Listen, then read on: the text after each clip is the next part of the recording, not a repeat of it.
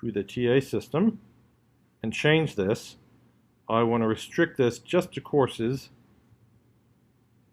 where I've selected what I need.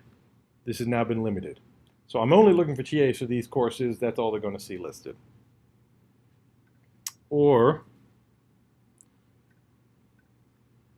instead of showing the entire course, I want to see the different section information. So these are the different breakdowns. And where possible, we're also showing you when and what time these courses are showing. The reason being is that when they have a time conflict, we're very upfront about that. So this conflicts currently with their current one. They should not select it as something they're interested in.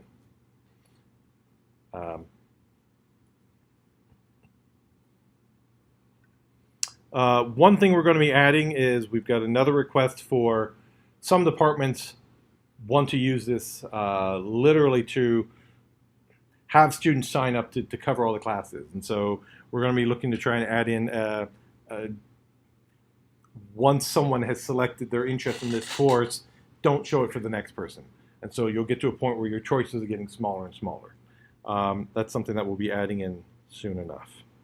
Is there a way to actually set it up so that paired courses such as NE 400 and NE 500 go on to the same, or do we have to do them separately?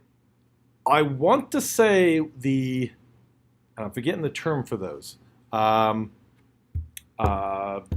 It's not piggyback, is it? I believe that's already taken care of, but we'll have to double check on that. Send me an email about that and I can confirm. But we run into that particular scenario for other things.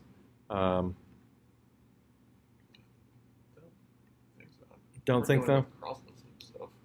Right. It's cross-lits, right, between departments. There's other ones that it's an undergraduate and a graduate level, but really it's the same course. At this point, the person who is doing the course assignments could also just sort of logically know. They tend to know what's cross-list and what isn't. But that's a good question. We can look into that.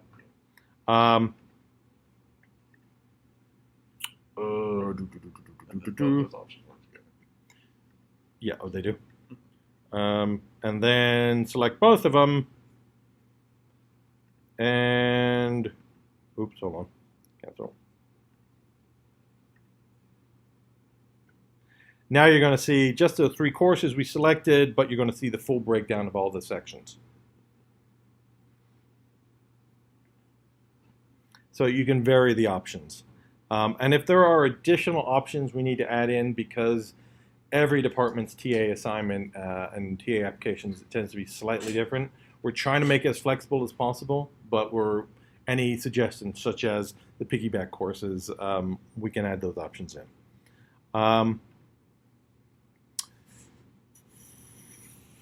So TAs can then go in, select what they're good with, hit submit, they've now applied.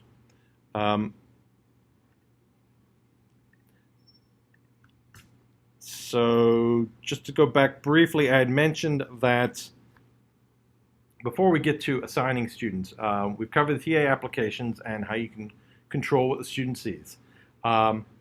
We've gone in and we've shown what the course needs are, how to track the FTEs you require. But I'd mentioned you can also track appointments. One of the things you can do from the mass drop-down option, if you've got the permission to appoint or assign TAs, that will be an option. So you can select a number of students in your current student system and say, let's appoint these as TAs. And then it'll ask, what's the FTE? That gets saved in the system. Once again, that doesn't actually appoint them. It's for record keeping. Or when you go to the individual student under the TA actions, you have the ability to also then note it here. The very first thing is, let's make note of a TA appointment. It lists the semester, the fraction of FTE, the advisor that they may have, whether or not it's a 2-semester appointment. A lot of times when you're hiring someone, it's not just for that 1 semester, it's for that academic year. Add it in, and then that appointment is then tracked in the system, and it's kept throughout their entire record. So you can very quickly see, okay, this person has been appointed to a TA multiple times over the years. You can see any assignments this particular student has had over the years as well, as long as it was done through our system. We cannot bring in historical HR information, unfortunately, nor would we have been able to tell who they were TAing for if we were. And then under recommendations, and I guess that's one thing I forgot to mention. Besides evaluations, we also have recommendations, where faculty might have certain students that they really want to be their TA. And so they can go in and say, this student, I'd like him to be my TA for this particular course or just in general, and that can be entered in. It's almost the equivalent of the faculty member putting it in instead of the TA applying. And then finally, if the TA had applied, you'd see all their applications listed as well. One of the people from the homepage would probably be a good example. Sorry? One of the people from the homepage would probably be a good example. Yeah, true. Let me bring up a good example student. Okay, so this person was a previous, let's just bring him up. Oh, shoot. That's not what I wanted. Go back. I don't want his application. Right, because of the obfuscation. Okay, so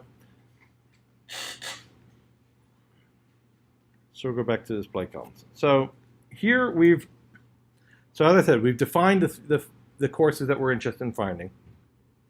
The students have all applied, and so that's why I've got numbers showing up here.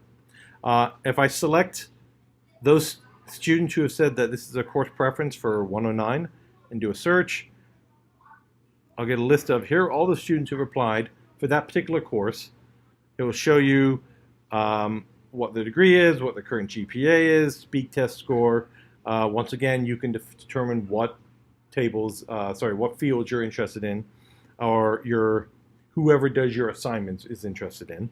Any courses they've previously taken is listed along with the grades they received because we have that information, and then the preferences of the courses they want to take. You can immediately see someone and say, yes, I love them. Let me click them and appoint them as a TA. Now, I forgot to switch. I'm masquerading as someone who doesn't have permission to assign TAs.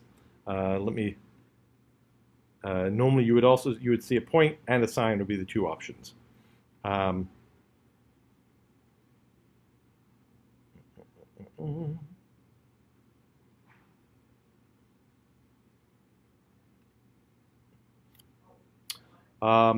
You can do a list of people who've taken the course. That won't return anyone because there's zeros right now.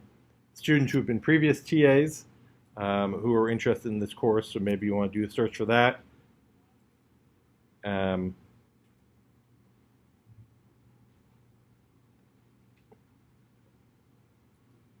But as you assign students to courses, you will see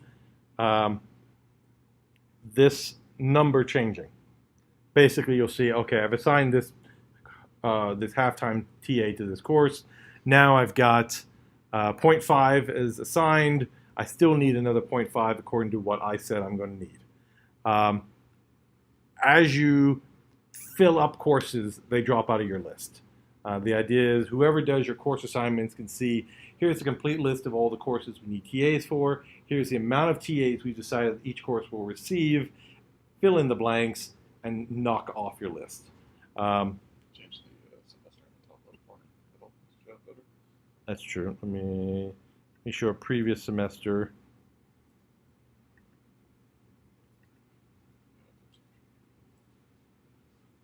Oh. I shouldn't have hit search, should I? Sorry.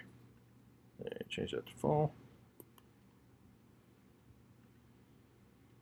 We also have alerts, so if you assign too many TAs to a course based upon the numbers you provided, we'll let you know this.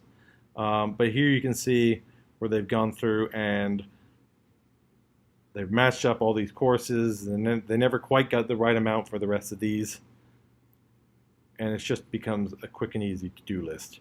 You can very quickly see the number of TAs that you decided you need to have, what you ended up actually with appointing, and how many were confirmed to be assigned to those courses. It's a tool that is used by those that have to do all the TA assignments. General office folks normally don't get involved with that, but it is something that's available to be used for each department.